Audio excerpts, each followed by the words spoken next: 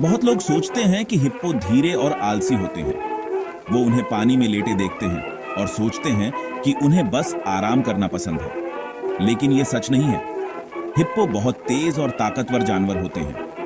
खुद को उनके मोटे ताजे रूप से बेवकूफ मत बनने दो। ये जीव हैरान करने वाले होते हैं। हिप्पो ज्यादातर समय पानी में इसलिए बिताते हैं ताकि वो ठंडे रह सके। अफ्रीका का सूरज बहुत तेज होता है।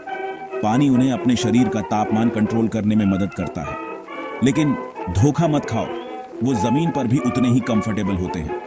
वो हैरानी की बात है कि अपने पैरों पर बहुत फुर्तीले और तेज होते हैं। असल में वो इंसानों से भी तेज दौड़ सकते हैं। तो अगली बार जब आप एक हिप्पो को देखें तो याद रखें कि वो दिखने में जितने शांत लगते हैं उससे कहीं ज्यादा ताकतवर होते हैं। यकीन मानो या ना मानो, एक हिप्पो 40 किलोमीटर प्रति घंटे की रफ्तार से दौड़ सकता है। ये दुनिया के सबसे तेज आदमी उसेन बोल्ट से भी तेज है। हिप्पो अविश्वसनीय रूप से मजबूत होते हैं। उनके शक्तिशाली पैर उन्हें आश्चर्यजनक गति से जमीन पर आगे बढ़ाते हैं। वे भले ही अजीब लगते हों, लेकिन वे बहुत एथलेटिक होते हैं। जब उन्हें खतरा होता है तो एक हिप्पो अविश्वसनीय गति से चार्ज कर सकता है। यह गति उन्हें खतरे से बचने और शिकारियों से खुद को बचाने में मदद करती है। हिप्पोपोटामस की गति और फुर्ती को कभी कम मत समझो। हो सकता है कि वे आपको आश्चर्यचकित कर दें। उनकी गति उनकी शक्ति और एथलेटिकवाद का प्रमाण है। हिप्पो अपने बच्चों, जिन्हें कैल्व्स कहा जाता है, की बहुत रक्षा करते हैं। एक हिप्पो मां अपने बच्चे को सुरक्षित रखने के लिए कुछ भी करेगी। वह शेर और मगरमच्छ जैसे बड़े शिकारियों पर भी हमला कर देगी। हिप्पो माताएं अविश्वसनीय रूप से चौकस और पालन पोषण करने वाली होती है।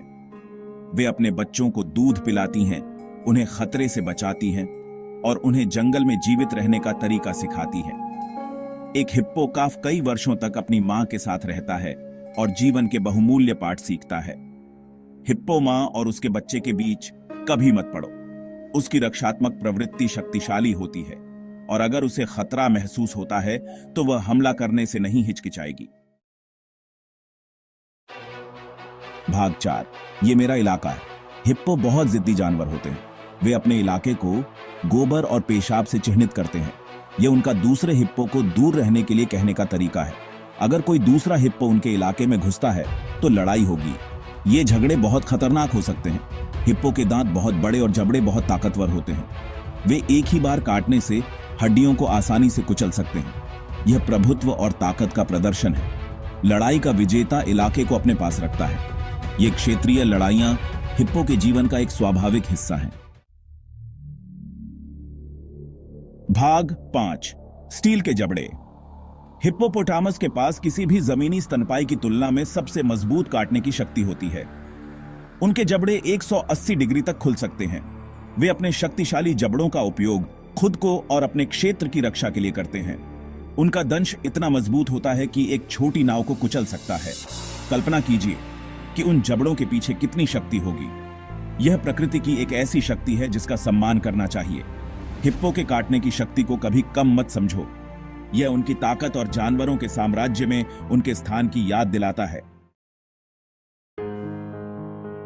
भाग 6, जानकारी ही बचाव है। हिप्पो अद्भुत जीव हैं, लेकिन वे जंगली जानवर भी हैं। यह याद रखना जरूरी है कि वे खतरनाक हो सकते हैं। उन्हें हमेशा सुरक्षित दूरी से ही देखें।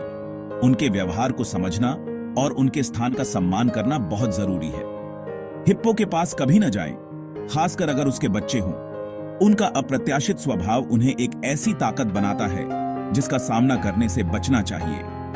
हिप्पो और उनके व्यवहार के बारे में जानकर हम उनकी दूर से ही सराहना कर सकते हैं और उनकी और अपनी सुरक्षा सुनिश्चित कर सकते हैं।